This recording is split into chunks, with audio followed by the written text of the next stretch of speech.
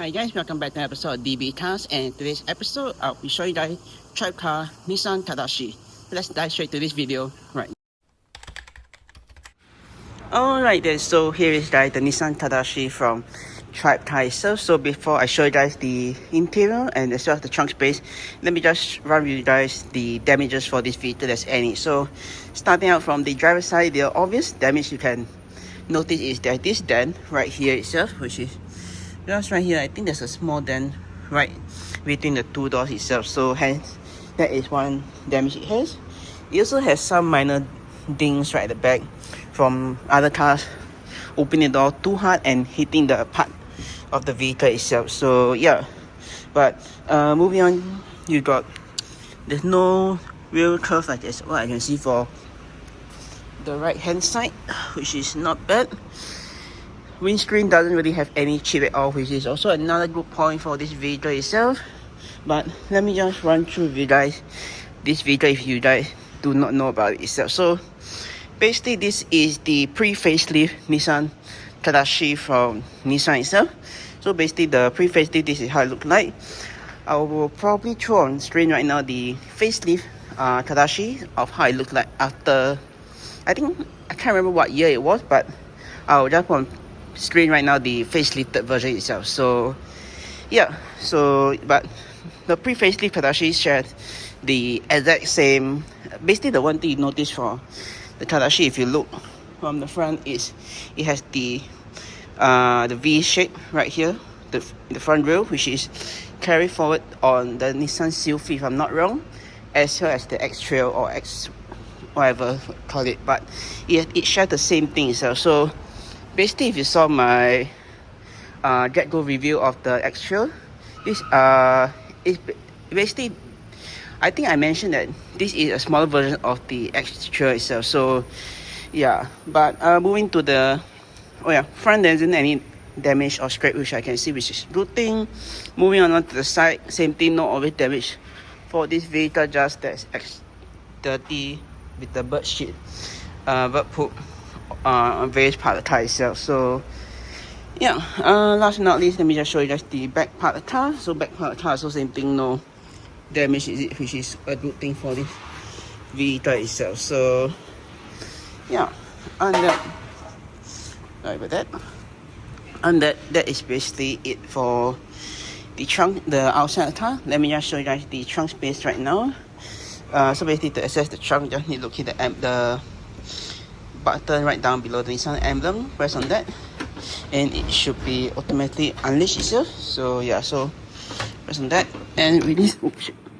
Yeah, so basically it's spring loaded, so got to get out of the way when the trunk opens itself. So yeah, but if not, here is the trunk space for the Qashdai itself. I'll probably put on screen right now how much liter trunk space this vehicle has. So yeah, but in the back, what do you get? Well, you get some anchoring point right here to hold your stuff if you want to.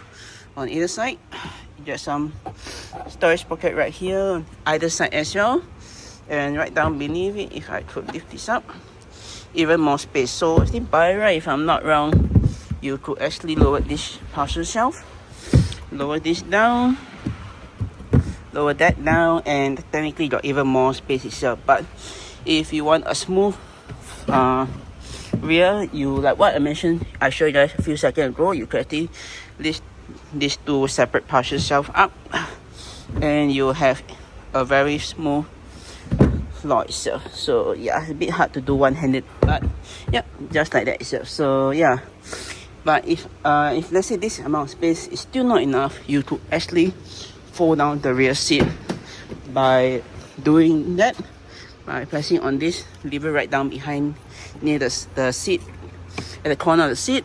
Press on that, drop the seat down, then drop the other seat down as well, and you have even more space itself.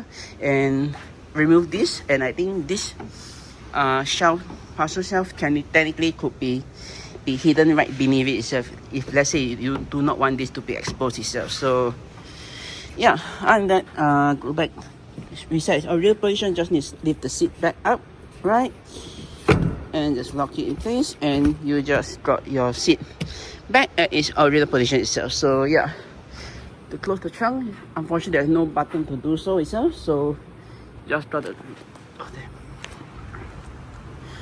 grab on this lever and just close it out. Unfortunately, for this vehicle itself, I think the springs are very springy, so closing one hand would be a problem. So best recommended if you do it with both your hands itself. Or I think the struts are probably brand new itself, so they're very stiff. So yeah, but let's move on to the rear of the car right now. So stepping right into the rear of the Tadashi itself. This is how it looks like. So as of right now, this is my driving position which I set it to. So as you guys can see, I got tons of leg room in the back. I would say about a fist and about 1/4 leg room space. Headroom wise, about the same as well, which is not bad. So yeah, in the rear, what do you get? Well, you get some seat pocket right here if you want to put your stuff in. Same goes for the other side. You also got more storage pocket right here if you want to put your stuff, and right down here so there's more space right here itself. So yeah, you do get nice center lighting which can be turned on or turned off. So basically, you can turn on. This is currently is on as the doors is open, but if let's say you want to turn that off, you can just push it to the left and it will turn off, or all the way to the right to turn on when the doors are closed itself. So yeah, if you just leave it in the center, it will turn on when the doors are open itself. So yeah, not too sure what does.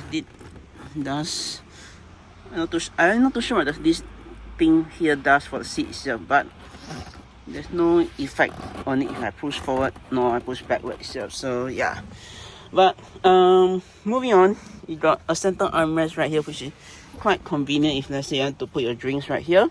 But one thing I would say is it's not that the cup holders right here, they aren't that deep at all. So if let's say, let me just grab my bottle. Oh my god. If let's say so this is a basic 500 ml bottle.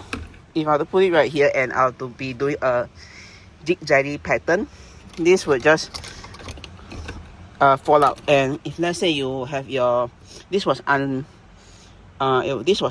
the bottle was open, it's even more worse as it might spill onto you itself, which is really not a good thing at all. So yeah, probably I'll leave it for a cup of water or something, not that high itself. So probably a narrow water bottle or a short water bottle, or cup, whatever place right here won't be an issue itself. So yeah, all right, let's move on to the center seating right now. So center seating, one thing is it's not like one thing I say is, unlike European rivals where usually the transmission tunnel will be quite high up for sedan, I think for SUV wise, sometimes I think if I remember correctly, there are either a smooth floor in the rear or sometimes there's a slight transmission hump itself. So yeah, so unfortunately for this, there's a transmission hump, so people sitting in the center would definitely have to deal with it. But the transmission tunnel, I would say one good thing is at least there's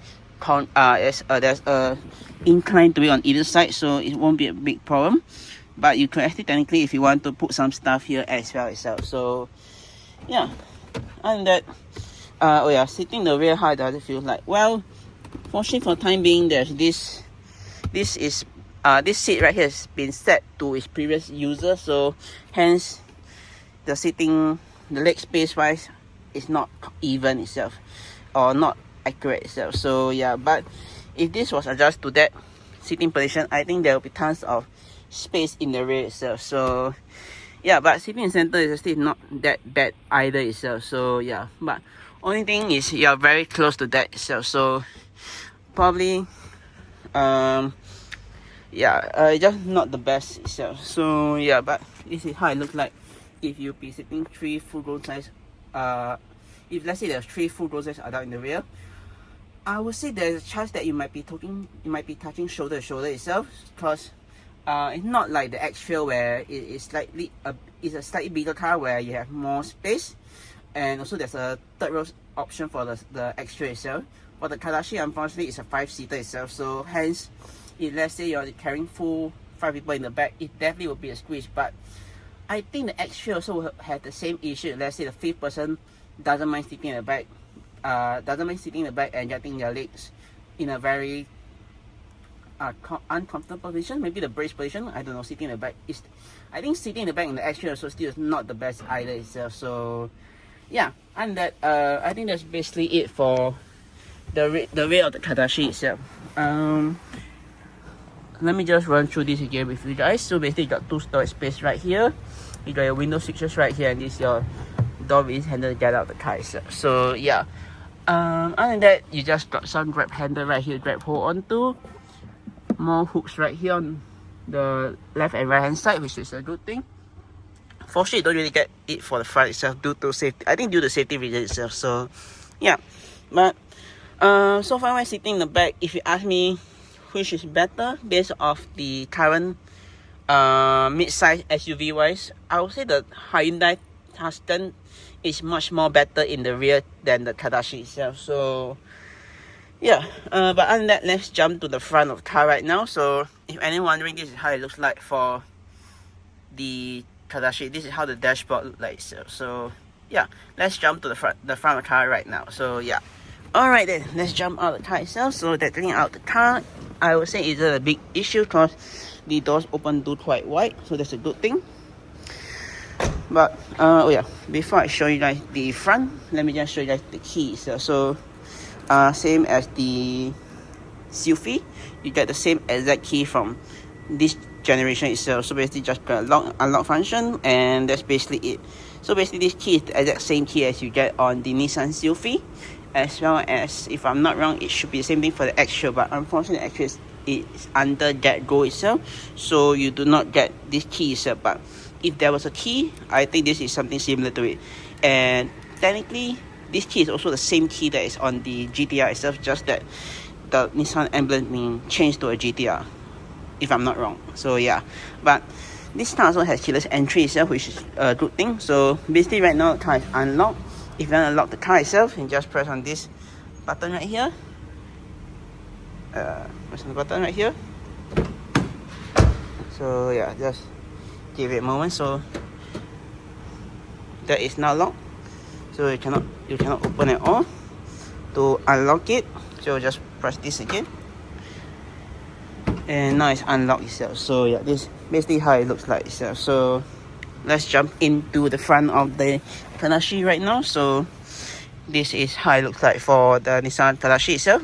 So yeah, basically the interior dashboard wise, if you were to compare it side by side to the X-Trail, it is literally identical itself. So yeah, just that the X-Trail has a third row function, which could be used if, let's say, you want to carry 2 additional people in the rear, the third row sitting itself. If not, then technically the X-Trail is also a 5-seater itself. So yeah, it's a 5-seater but with more trunk space in the rear. So yeah, and that let me just run through you guys the storage space you get in the front for the Qashdai. So basically you get 1 storage space right here to put your stuff, but unfortunately I'm not going to put my bag there because there's quite a lot of junk, plus the owner's manual is still there as well, so I'm not going to touch that.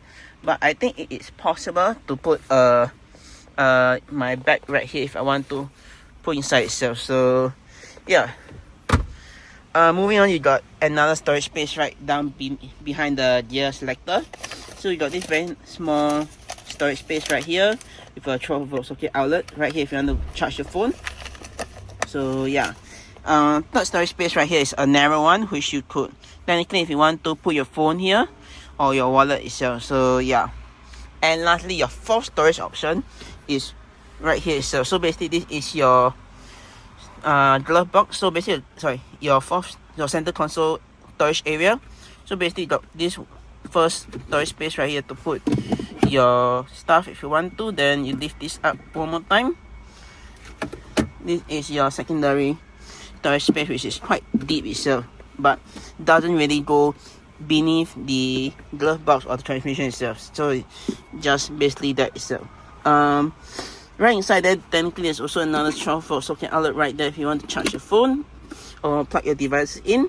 But on that, that's basically it for this storage space for this vehicle itself. So yeah, going back on the cup holder situation. So basically this is, you have two cup holders at the front. So basically you got my water bottle right here and a McDonald's cup. So as you guys can see, the water bottle is not really in a secure position. So unlike the rear situation with the rear cup holders, where it will just topple over if you go in a zigzag pattern, this won't. I think this is more secure and more secure so more secure and more deep itself, so it won't really have any oopsie situation itself. So moving on, you got your gearbox, your gear selector right here. So gear selector, to engage gear, just put on the brake and just select this thing right at the back, which is the gear unlock function. So basically just press on that and just slide down to the gear you want itself. So and moving on, just the electronic handbrake right here. So push forward to release it, pull back to engage it itself. So last but not least, you got your AC controls right here. So basically this is, if I'm not wrong, is the exact same thing as the extra itself. So basically you got your individual climate control selector right here for the driver and passenger. So you can see the temperature on either side when it's turned on later on. You got your mode on the how you want the fan to be blowing at you based on the aircon direction. You got your fan speed control, this right here to adjust the fan speed. Turn on the AC.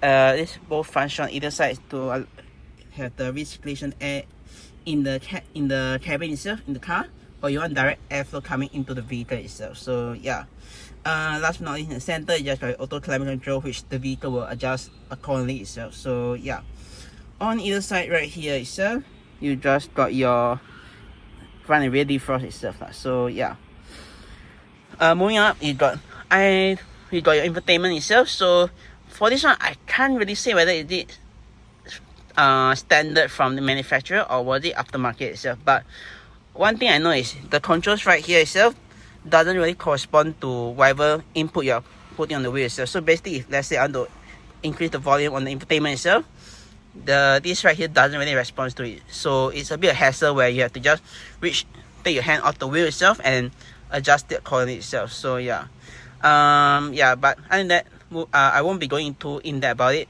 So moving on, you just got your indicators, the headlight button right at the top itself with the various slats to open and close the air vent itself. So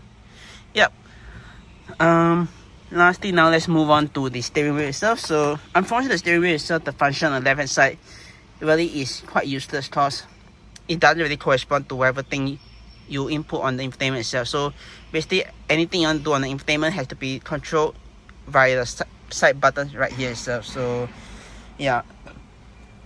but the thing that still does correspond is you have your horn in the center, as well as your cruise control button right here itself. So basically, to set the cruise control, just set. So you need to activate, I think you need to activate it via these two buttons first, then set it, then you can just increase or decrease via this lever, this knob right here itself. And to cancel cruise control, just press on cancel itself. So alright, let me just show you the stocks right now. So basically, the stock itself, you just got your indicators as well as your light switch control. So indicators just up or down. You got your light switch, which can do so via turning the knob itself. Basically light switch, you got your auto headlights, your headlights, your daytime running light, and this to turn off the headlight itself. So basically this control is you do not want the headlight to be turned on at all itself. So and right more inner, you got your fog light itself. So and if you want to activate high beam, just need to push forward to activate high beams, or to flash your high beam, just need to pull back the lever itself. So alright, now let's move on to the other side. So on the other side, you just got your wiper control switch. So basically, the far right here is for the rear wiper, which you can turn either way for the. So basically, you got your frequency right here itself. So basically, all the way all the way to the left is for the faster setting, and all the way to the right, so basically either direction right here, you can see the frequency right here itself. So and to adjust the frequency for the front, just via this knob right here itself. To activate the wiper, just go all the way down for continuous wipe.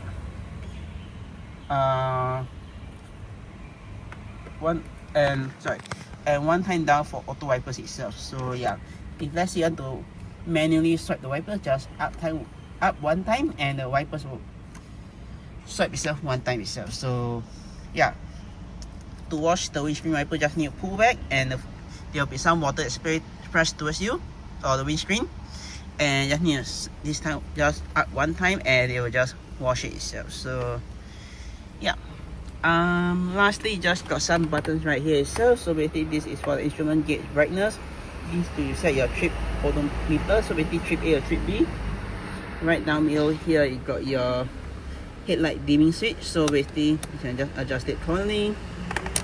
This also has right down middle here you got your traction control button, your eco button, and your auto stop start function, which can turn off itself. So yeah, right down beneath it you just got your hood release as well as your fuel door itself. So basically once you pull on the hood, once you pull on the fuel door itself, it will unlatch itself, and if anyone's wondering, the fuel door is right there. So yeah, but I think that's basically it for this vehicle. Now let me just show you guys some of the switches itself. So you just got your window switches right here. This is to prevent people from rolling down the windows, and you got your lock unlock function right here itself. So yeah, right on top here you just got your mirror adjusting. So basically to the left, to the right to adjust the right side mirror, and you can adjust accordingly using this D-pad looking thingy, and right here is to fold in the mirrors itself. So yeah, and that is basically it for this vehicle. Lastly, just got some visor right here which can be pulled down, and got this very nice mirror, and this also can be swiveled to the other side to block the sun coming from this direction itself. And the same thing for the passenger side as well. So yeah, just like that itself. Lastly, the center just got your lighting, which is the same thing as the rear, which I showed you earlier on. So basically you want on light, just press this for all 3 lights itself, or right hand side for the driver, left hand side for the passenger itself. So yeah, and let me just turn on the vehicle right now, and I'll show you guys the screen right here itself. So for the brake itself, and just press on this, and the vehicle will turn on itself. So yeah, this is basically how it looks like. As I mentioned, this is the AC control itself, so you can just adjust it itself via the knob. So yeah, basically if you have to push on this, it will sync the dual climate control, and you got a temperature right here itself for the passenger itself. So yeah, alright, let's talk about this screen right here itself. So basically this screen right here itself, you're able to do so via let me see if I remember correctly. I think there's a function where you can do so. I think it's trip reset. Yeah, so basically you just see the below right A and B, then you just do that itself, and you can adjust the brightness itself. So yeah, I'm trying to remember whether is there a button to do so itself. If not, I think that is probably it for no, it's this, sorry, this button right here. So basically you can just cycle through itself, the speed, your distance, average fuel consumption, then the traction control, and other vehicle warning itself. So yeah, so that's basically itself. I think basically this, but the back button, this and that doesn't really work on that infotainment itself, because I think aftermarket and doesn't really sync to it itself. So yeah, that's unfortunate itself. But I think that's basically it for. Oh yeah, before I end off the video, let me just show you how to adjust the steering wheel as well as the seat. So to adjust the steering wheel, so there's this lever right down here itself. Pull on that, and the steering wheel will drop, and you're able to adjust it. So once done, just lock the lever in, and the lever will just lock in position itself. To adjust the seat itself, basically there's this lever right down below here. Just pull on that to adjust how back you want the seat to be. And last but not least, there's this lever right here to adjust the height, and this to adjust the angle of the seat itself. So yeah, that's basically it for the vehicle itself. So yeah, if you guys enjoy the video itself, do click the subscribe button down right below to see more videos like this, or click subscribe and please see my 2 other videos. And with that, I'll see you guys in my next video. Peace.